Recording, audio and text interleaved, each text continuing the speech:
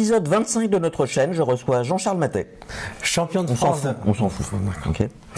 Oh. Donc on va parler d'un phénomène, on va même dire d'une maladie qui frappe notre milieu, qui est la pile de la honte. Alors, je sais pas si vous connaissez. Alors, j'avais participé à une émission de First Player sur le sujet. Ouais, il y a 2-3 mois, j'ai pas été invité. Ouais, parce que tu n'es pas sensible à ce phénomène. Moi, il se trouve que j'avais réellement acheté 3 jeux pendant l'émission que m'avaient vanté les autres participants. Il y a un problème. Voilà. Enfin, l'idée dans l'émission, on commentait sur le phénomène. L'idée, c'est pas de refaire l'émission. C'est d'expliquer comment on peut le résorber. Voilà, le traiter, ce problème. Alors déjà, on va quand même résumer de quoi il s'agit. Donc on est, a priori, si vous regardez cette vidéo, c'est que vous jouez. On est dans un hobby où il y a beaucoup d'acheteurs compulsifs. Oui. Comme l'avait dit d'ailleurs Yoel lors de cette émission, je suis vraiment d'accord avec lui. Jouer à des jeux et acheter des jeux sont deux hobbies différents. Oui, il y a des gens qui aiment bien collectionner dans le but de collectionner. Oui, mais même moi, je me range dans cette catégorie, même si j'y joue. Oui, non, mais vraiment. Mais il y a un plaisir d'acheter, en fait. Oui. Et de manière compulsive. Alors, on est tous soumis à des pressions marketing. D'ailleurs, on en fait partie, puisque il y a 40 sorties par semaine. Voilà. Et globalement, la qualité des jeux, on trouve qu'elle a quand même significativement augmenté, on va dire, ces 10 dernières années. Des jeux extraordinaires qui sont sortis. Et en plus, on sort du confinement. Moi, je sais que j'ai beaucoup plus acheté à la sortie du premier confinement, le fait d'avoir été tout était fermé, on recevait plus de colis, etc. Il y a une espèce de vanne qui a été ouverte, etc. Bon, le résultat, on va faire bref, c'est qu'on a énormément de jeux dans nos collections auxquels on n'a pas joué.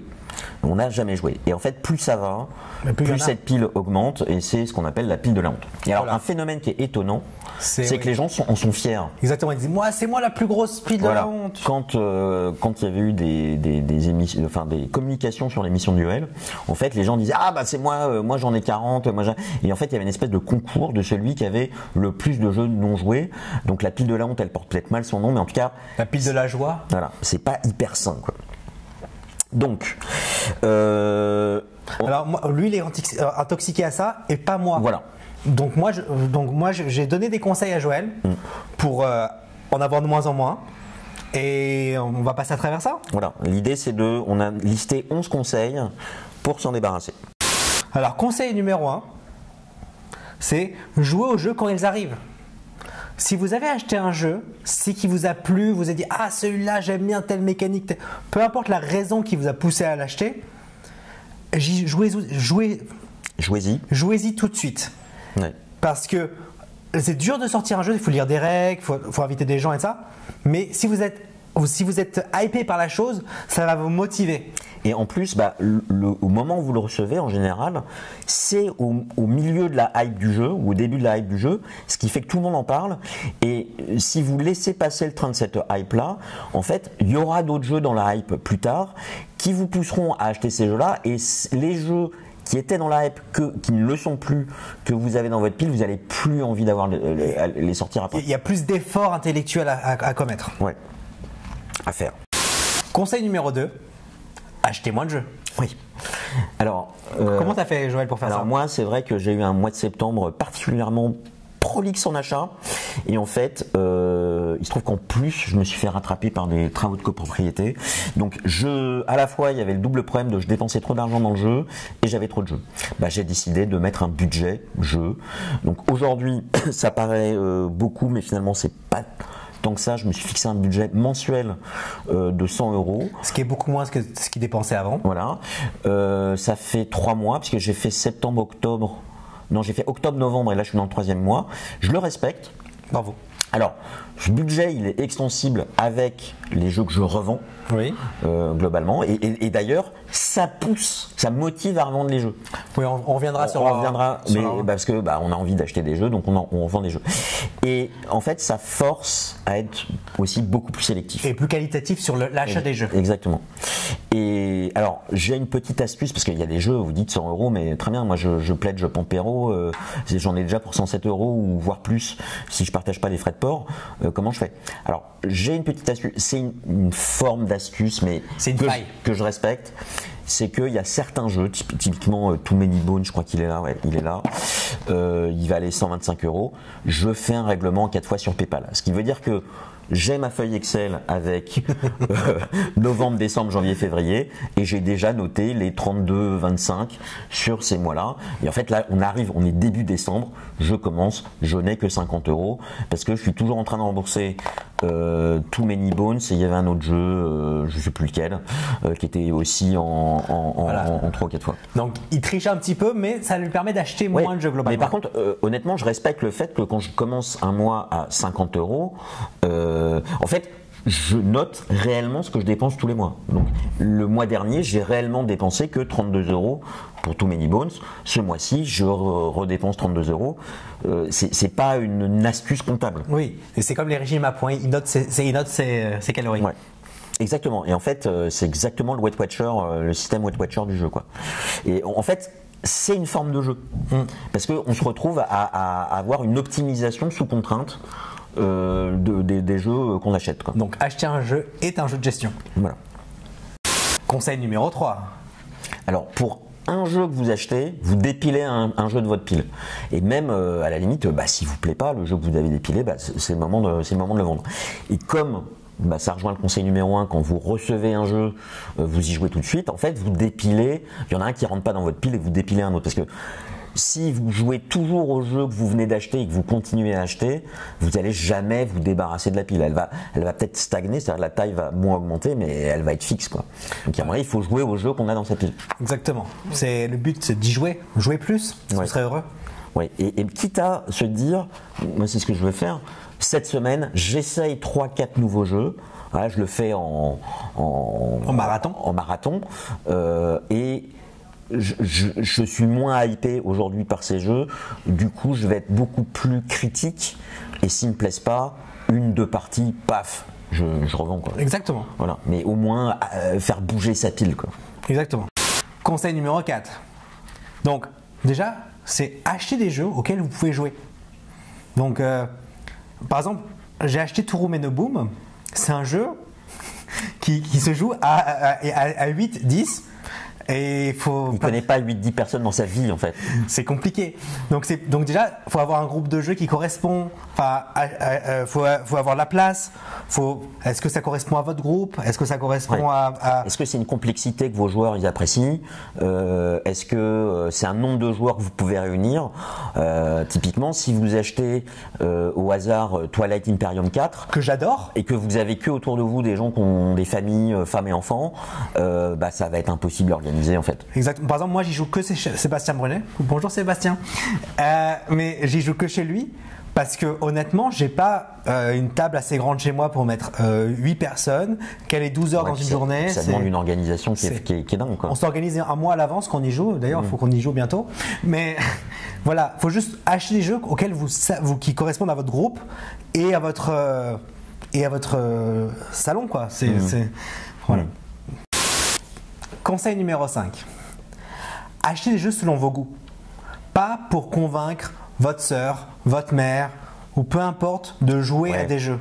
Il y a des joueurs il y a des personnes qui sont pas des joueurs, et vous allez essayer de les amener au jeu en achetant un jeu sur un thème qui leur plaît et qui vous plaît pas forcément à vous. Ah, ma mère, elle aime beaucoup les livres. Ah, je vais acheter un jeu sur les livres parce que je sais que ça va lui plaire, et comme ça, je vais l'amener à jouer je vais essayer de la faire jouer à Dune Imperium. Ça marche pas. Vous allez juste vous retrouver à des jeux que vous aimez pas, que ces gens ne voudront pas jouer, et du coup encore plus de jeux dans la pile à honte qui ne vont pas être joués. Oui, mais dans ces cas-là, puisque vous les avez pas achetés pour vous avez intérêt à les revendre tout de suite, quoi. Voilà. Donc ne faites pas ça, déjà, ça marche pas. Et s'il y a un jeu qui vous plaît, faites jouer à ce jeu-là, et si ça leur plaît pas, tant pis. Conseil numéro 6. Apprenez à connaître vos goûts. Faites le tri sur les youtubeurs, les critiques. Moi, je sais qu'il y a des youtubeurs, quand ils disent j'aime ce jeu, je sais que je vais pas l'aimer.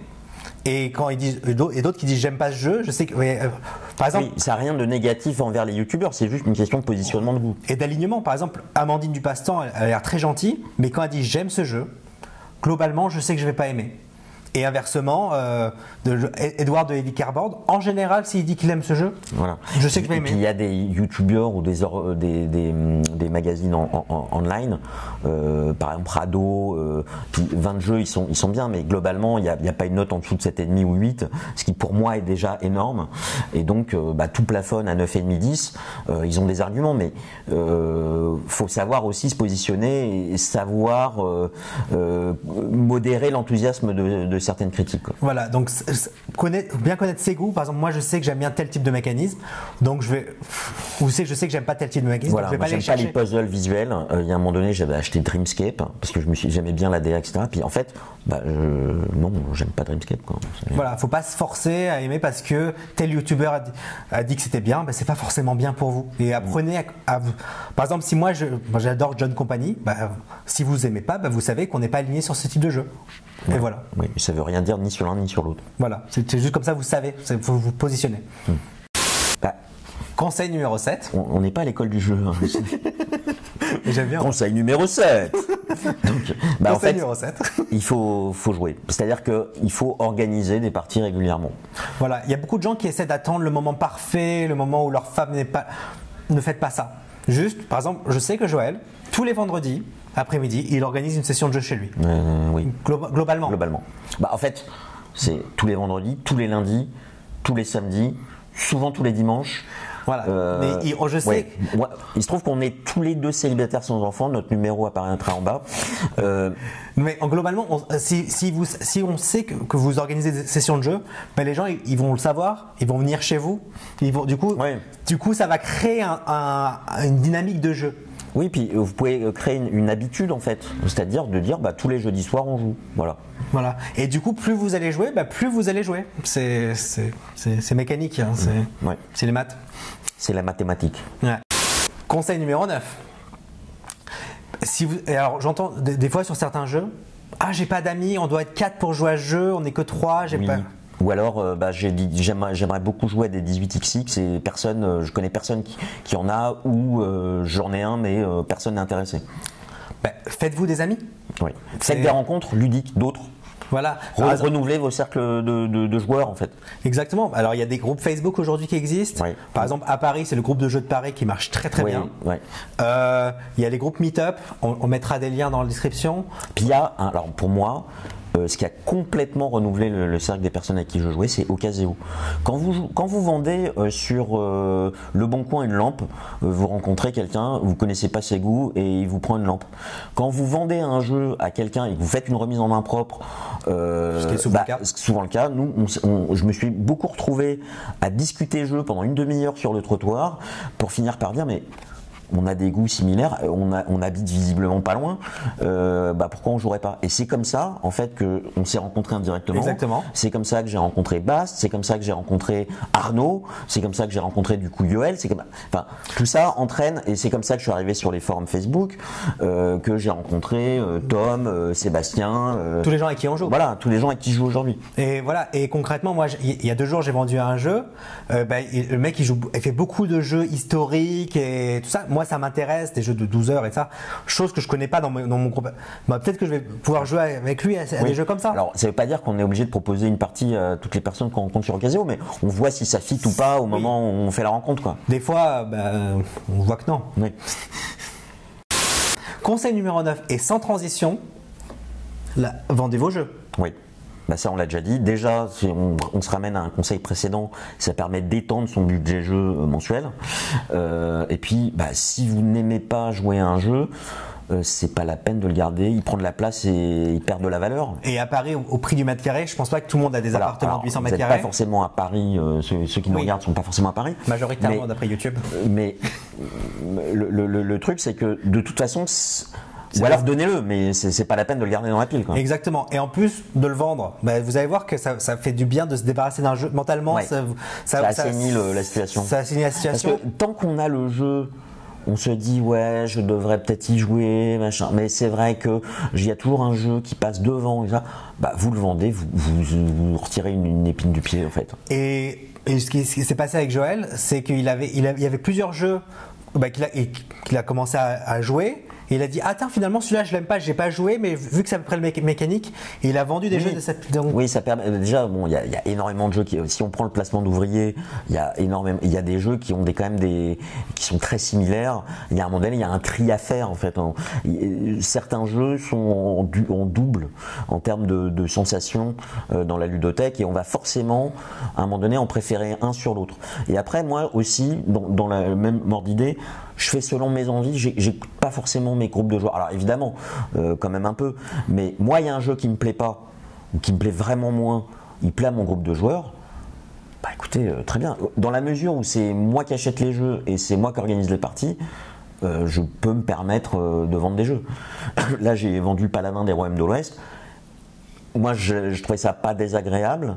Je trouve personne dans mon groupe, à part une personne, on se retrouve jamais à y jouer à deux.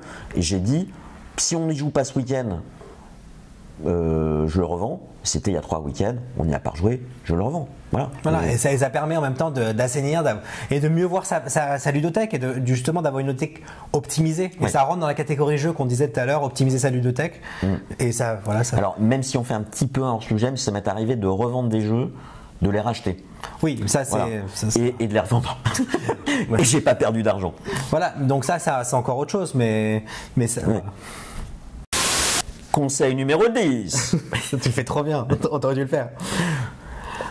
Alors ça, c'est quelque chose que je me suis imposé, c'est d'attendre que la VF sorte. Ouais. Pourquoi ? Parce que déjà, ça permet de jouer la montre, de se dire, voilà, j'ai très envie d'acheter un jeu, je me fixe une contrainte pour voir si j'en ai vraiment envie. L'autre chose, c'est que souvent il y a des jeux qui sont super hypés quand ils sortent en VO. Le temps que la VF sorte, en fait, on a du recul dessus et on voit que c'est pas si bien que ça. C'est pas si bien que ça. Le train de l'hype est passé très vite. Et en fait, quand ils sortent en VF, on a juste moins envie de les acheter. Et en fait, c'est un soufflet qui retombe en VF. Alors évidemment, ça impose de se retenir, alors que vous voyez plein de gens sur YouTube ou sur Facebook qui y jouent. Mais en même temps, vu que vous avez votre budget, ça vous permet aussi de contrôler et de ça. Alors, autre raison, c'est que je me suis déjà retrouvé à acheter des jeux en VO que je mettais dans ma pile, et le temps que j'y joue, en fait, ils étaient sortis en VF, et en VF, ils sont moins chers, et si le jeu plaît pas, en fait, il part beaucoup mieux d'occasion sur occasion. En fait, il y a beaucoup de gens qui ne préfèrent pas acheter des jeux en VO, et donc la VF part mieux, quoi. Et des fois, il peut arriver des trucs un peu improbables.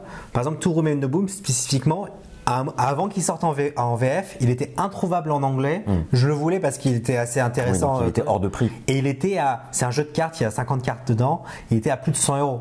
Donc des fois, il faut aussi attendre et dire, bon, faut faire des choix. Ouais. Conseil numéro 11. Conseil numéro 11. Conseil numéro 11, c'est aussi se rappeler qu'on a des jeux, pour la plupart d'entre nous, en Kickstarter qui arrivent. Donc là, typiquement, depuis octobre, donc c'est il n'y a pas très longtemps, que je me suis dit je vais beaucoup restreindre le nombre de jeux que j'achète. Et c'est à ce moment-là que je reçois Mind Management, John Company, Weather Machine. Moi, c'est Station Fall qui arrive la semaine prochaine. Voilà. Et là, je me dis, mince, il y a tout ça. Et en fait, ah ouais, je vais sur Gamefound, j'ai encore Voidfall, Fractal, Moonrakers, etc., etc. Et en fait, dans la logique de réduire la pile de la honte, on n'y est pas du tout, quoi.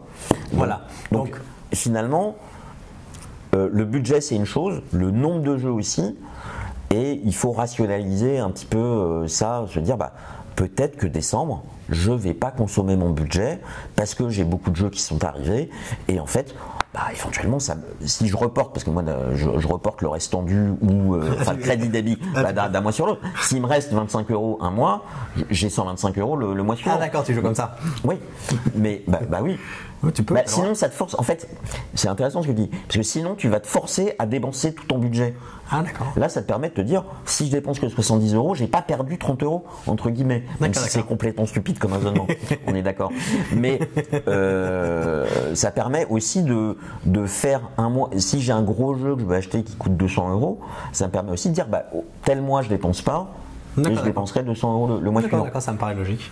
Mais là, en fait, j'ai tellement de jeux nouveaux à essayer que je me dis, décembre, c'est peut-être pas la peine de dépenser. Et puis je verrai en janvier, il y aura probablement des trucs que j'aurai envie d'acheter. On est d'accord. Donc le dernier conseil, c'est vous arrêtez tout de suite YouTube, vous arrêtez de nous regarder, vous vous désabonnez de cette chaîne-là. Et vous arrêtez entre autres. Et vous arrêtez de suivre tous les youtubeurs sur Internet. C'est qu'il faut se désintoxiquer de l'effet nouveauté qui est vachement mis en avant par Facebook, Board Game Geek, tous les blogs qui existent sur les jeux et qui c'est du marketing. Exactement. Qui nous encourage, qui va titiller notre passion, notre achat compulsif, notre côté acheteur compulsif. Donc nous, on décide sur la chaîne, on traite pas forcément de nouveautés. Nous on traite les jeux qui nous plaisent. Restez abonnés chez nous. Voilà, donc on traite des jeux qui nous plaisent. On n'essaie pas d'avoir tout le temps les mêmes. Parce qu'il y a beaucoup déjà de chaînes qui traitent de la dernière nouveauté et qui, moi honnêtement, hein, j'ai pas les moyens de temps de passer autant de parties sur des jeux qui viennent de sortir pour sortir une vidéo crédible sur un avis. Parce que voilà, nous l'idée c'est de faire, on aime bien un jeu au moins 4-5 fois, ça dépend de la taille du jeu. Minimum, avant de faire une vidéo. Et moi, typiquement, là, je vois, il y a beaucoup de hype autour de Revive, Sabika, machin, etc. Un, je les ai pas. Et deux, moi j'ai pas le temps. En fait, j'ai pas le temps de. Et on n'a pas envie de vous conseiller un jeu que dans 10 minutes plus tard on les met sur Ocaseo. C'est pas c'est un peu bizarre comme approche. Non, c'est ce que je pourrais. Non, mais il y a beaucoup de youtubeurs qui font ça. C'est un vrai truc. Mais et du coup, moi, j'aime pas l'idée. Non, mais ça, moi, je veux pas attaquer d'autres youtubeurs. C'est pas l'idée. D'accord. C'est pas l'idée. Non. Tu trouves que je suis trop troll? Oui. D'accord. Oui, c'est pas l'idée. Non, mais en fait, globalement, moi, le fait de budgéter déjà, me faire regarder l'actualité, je continue à regarder l'actualité, mais je la regarde avec beaucoup plus de recul, dans le sens où je vais être beaucoup plus sélectif.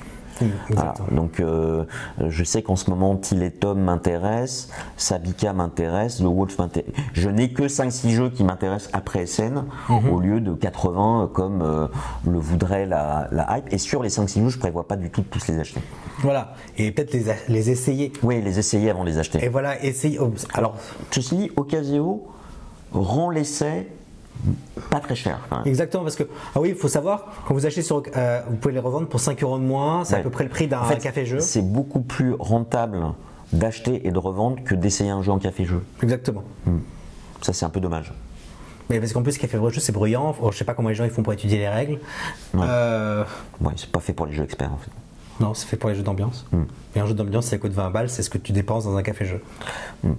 Donc, en conclusion, abonnez-vous à notre chaîne et on vous met un Patreon en bas pour que vous puissiez nous donner de l'argent pour qu'on achète des jeux. Exactement, et comme ça vous avez moins d'argent pour acheter des jeux. Voilà, c'est ça. C'est bon moyen de déduiser de votre budget une espèce de mensualité que vous nous donnez. C'est pour vous aider. Hein. Qu'est-ce qu'on ferait pas pour vous?